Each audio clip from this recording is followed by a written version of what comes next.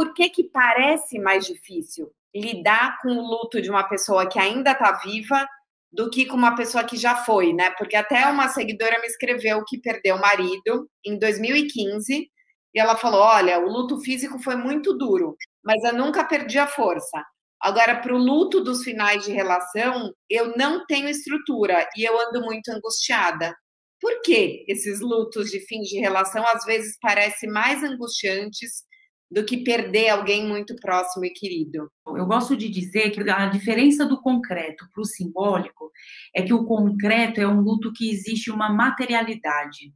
Você consegue tocar, você consegue ver e você consegue compartilhar com quem está à sua volta essa perda. E todos choram ao mesmo tempo a sua perda. Agora, quando a gente fala sobre um luto simbólico, ele é um luto particular e que não é compartilhado, porque não existe essa materialidade, não existe essa forma de eu tocar e compartilhar com os outros. Então, esse é o primeiro passo da grande dificuldade. A segunda é porque não tem a materialidade, até por uma questão de desequilíbrio emocional e até por um processo mesmo de se adaptar nessa elaboração, a gente regride, e nessa hora em que a gente regride emocionalmente, a gente apela para as fantasias e para o nosso imaginário para suportar uma realidade que é muito difícil.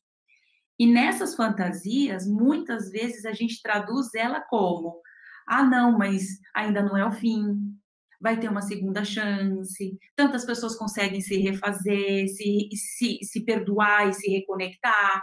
Então, nesse imaginário, vai adiando a materialidade desse luto. E aí, nesse adiamento que vai postergando, vai deixando para depois, a gente vai perdendo essa generosidade do tempo no sentido de conseguir elaborar. Então, por não ter a materialidade, eu fico presa no imaginário. E aí vem a terceira etapa que dificulta essa elaboração, porque como eu fico presa no imaginário, eu invisto minha energia emocional, cognitiva, psíquica e física para sustentar esse imaginário.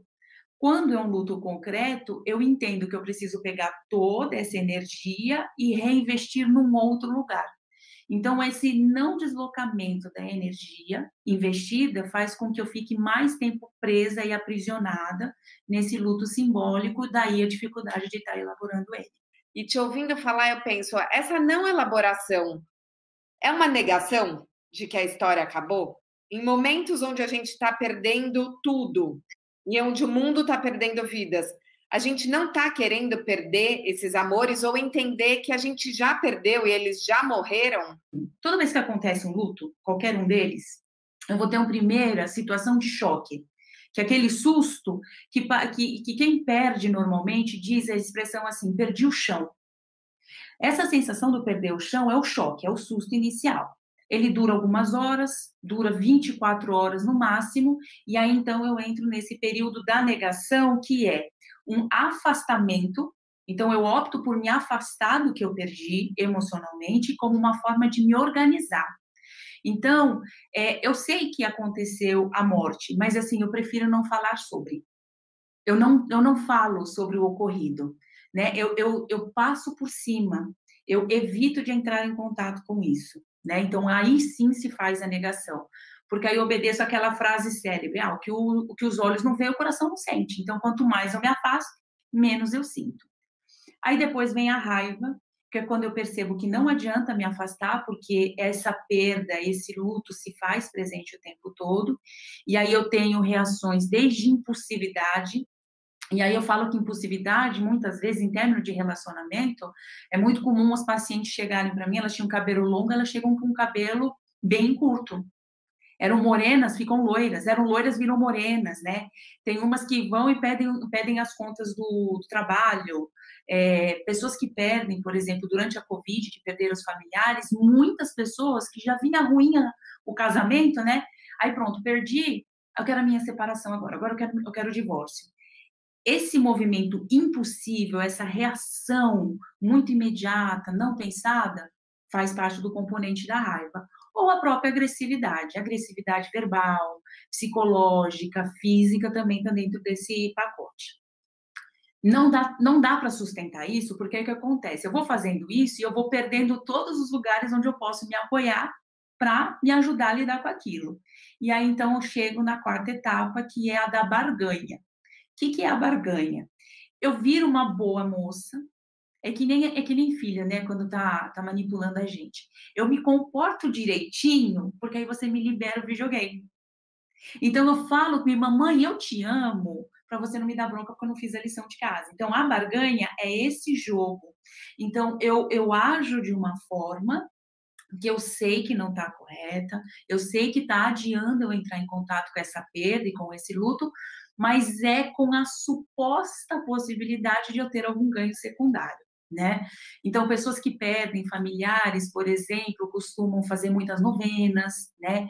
E não simplesmente porque querem elaborar, mas porque estão querendo adiar, né? Promessas, aí as pessoas mudam radicalmente o estilo de vida, tudo que é assim, não, eu vou me tornar uma pessoa melhor e isso que está acontecendo comigo se afasta. Depois eu entro numa tristeza, porque nada disso dar conta, né? Então eu entro na melancolia, então é aquela dor, aquela angústia mais profunda, né? Que é quando eu me desprendo, inclusive, daquilo que eu construí de ideal para mim, e depois que eu consigo chegar lá no fundo do poço, no buraco mesmo, aí eu ressurjo, como se fosse a fênix, eu ressurjo e aí então eu entro na parte da aceitação. Aceitação não quer dizer que eu passe a achar normal, legal, ai que experiência boa. Não. Isso é positividade tóxica, né? O que é aceitação? Eu entendo que aquilo foi um evento ruim, negativo, mas eu não vou deixar ele condicionar a minha vida. Então eu sigo em frente. Isso que é aceitação, é ir em frente, construir novos ideais, construir novas relações e novas possibilidades. Quando a gente fica presa por muito tempo em um término lá de trás, Carol, eu tô na barganha. Então, assim, deixa eu continuar de alguma forma alimentando esse término, porque quem sabe num passe de mágica ele deixa de existir. Então, é uma forma de adiar justamente aquela etapa mais dolorosa, mais angustiante, que assim, não tem volta, acabou. A gente sempre fica nos outros etapas porque essa parte é mais dolorosa e é que a gente procura mais evitar. Mas o importante é a gente pensar nisso, tá? Mas o que estou fazendo com isto que eu estou sentindo? Então, assim, não o que eu posso ou não sentir. Você pode sentir tudo é válido, mas o que você vai fazer com o que você sente é isso que a gente tem que se apropriar durante a elaboração de um luto. A gente precisa, né, pensar que, por exemplo, aquilo que a gente olhar na natureza é algo que é natural e a gente pode aprender muito, né? E se você olhar uma árvore ela se transforma a cada estação. Inclusive, ela passa pelo inverno, onde ela perde todas as folhas dela. Ela não está morta. Pelo contrário, ela está usando aquele período para se fortalecer e voltar ainda mais exuberante na primavera e no verão. Então, a gente pode entender que as mudanças, elas sempre vão vir, mas as mudanças, elas não nos enfraquecem. Se a gente souber respeitar as mudanças e dar esse lugar, dar um significado, dar um sentido, ser um pouco mais, assim, amorosos com a gente, se permitir sentir raiva, tristeza, medo. A gente permitir tudo isso é como se fosse aquela árvore que está numa passagem do inverno para a primavera. A gente vai usar aquele tempo para nos fortalecer e quando a gente sair desse ciclo ou desse momento, a gente volta mais exuberante como uma árvore, por exemplo, na primavera e no verão.